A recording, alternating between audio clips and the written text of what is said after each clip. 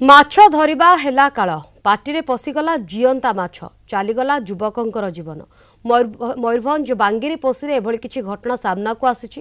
ତେବେ ଏହି ଘଟଣାରେ ଡାକ୍ତରଙ୍କ ଅବହେଳାକୁ ନେଇ ଅଭିଯୋଗ ଆଣିଛନ୍ତି ପରିବାର ଲୋକେ।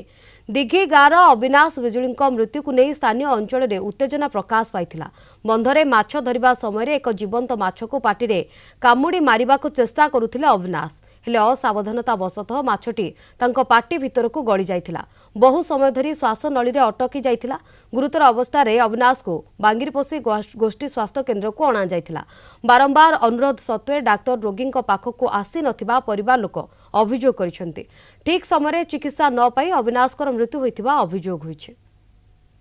ସେମାନେ जो पेसेंट आम रखिले आणिकी से कहीं डॉक्टर नथिले इंचार्ज मैडम एबे आसिकी कहले से आपणकर छुआ माने जेतेबेले माछ खाई मोला मो छुआ माने एमती खाई मोरिबेनी एमती की पाई कहबे से माछ धरी पा समय रे गोटा कोउ माछ धरी के माटी रे काउंडबारु पाटी भीतर को पसी गला पाटी रे जाम हो गला संगे संग डाक्तरखाना को हम आनिथिले दायित्व थिला डाक्तर तुषार रंजन बेहरा ताको हम बारंबार अनुरोध कले से कर्णपात कले नाही होउतला माछटा ना से चाहिथिले काढी दिथाते सेतिर सांग भूल जीवनटा चलिबे।